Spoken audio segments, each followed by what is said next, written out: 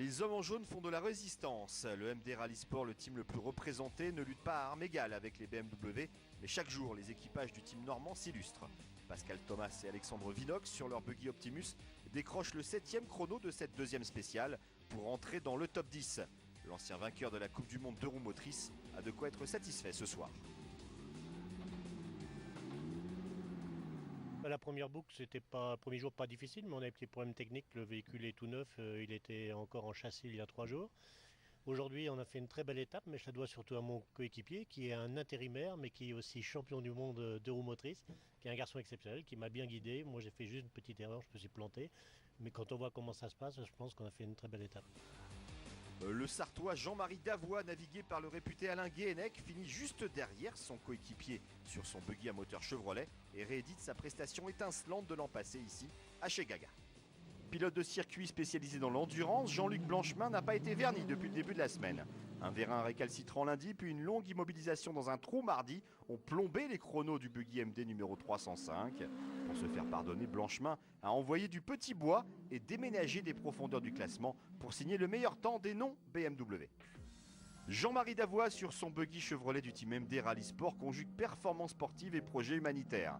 Le pilote sartois, vainqueur ici de la catégorie 2 roues motrices l'an passé, nous parle de son action en marge du rallye.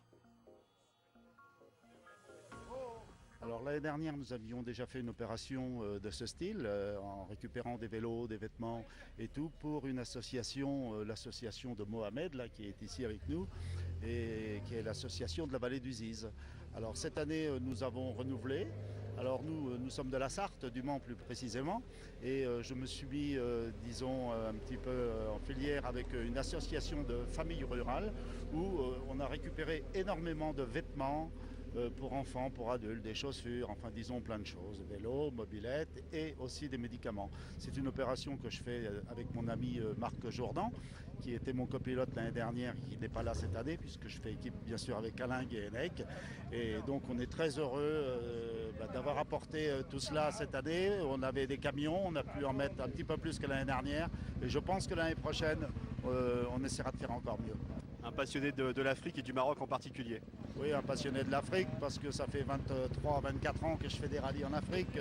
Puis le Maroc, bon, il est vrai qu'il est clair que c'est vraiment là, c'est vraiment superbe, c'est beau, on s'y sent bien et c'est un plaisir d'y venir.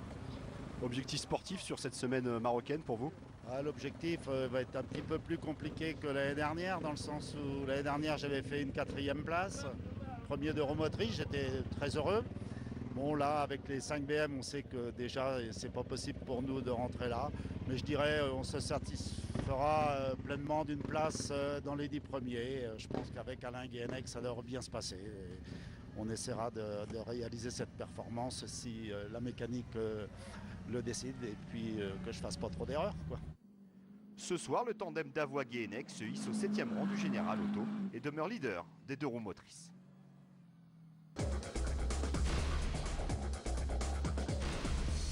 Allez, à présent notre petit quiz quotidien. Quel est le premier véhicule non BMW à avoir franchi la ligne d'arrivée aujourd'hui? Réponse, l'Optimus de Pascal Thomas et son copilote pigiste Alexandre Vinox, boussole habituelle d'Éric Vigourou sur son Trophy Truck. Sur une topographie favorable à la nouvelle invention d'Antoine Morel, le manager du team MD Rally Sport, le duo arrive à peine 1 minute après la 5e BMW, un véritable tour de force. Jérôme Pélichet et Patrick Siréjol poursuivent le duel à hockey choral dans les canyons marocains. Pélichet sur son buggy Springbok MD reste 4e du général, mais ne compte plus que 2 minutes 30 d'avance désormais sur son rival Siréjol sur son bowler Made in England. Quant à Jean-Luc Blanchemin, l'homme en forme lors des 2 dernières étapes sur son buggy MD, il a été victime d'une série de tonneaux dans un fossé à la sortie d'un village. La voiture s'est remise sur les roues, voici les 2 versions, avant et après.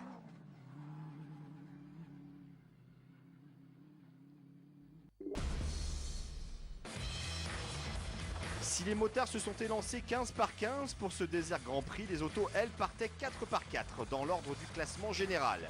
Sprint ultra spectaculaire sur l'interminable ligne droite inaugurale. Les spectateurs se régalent, nous également.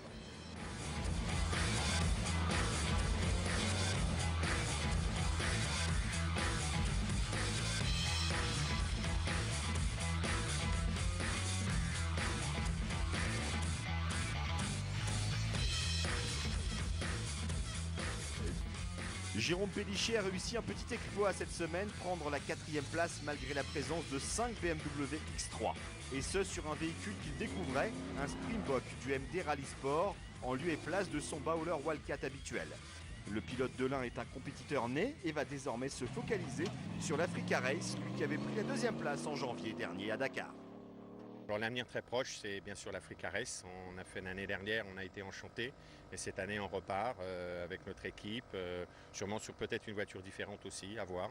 Mais ça sera très vite là. Sans surprise, podium 100% BMW, Peter Hansel devant Nowitzki et Olovjic. Jérôme Pélissier donc premier pilote non-usine. Guerlain Chichery remonte en 5e place juste devant Patrick Sirijol sur son bowler.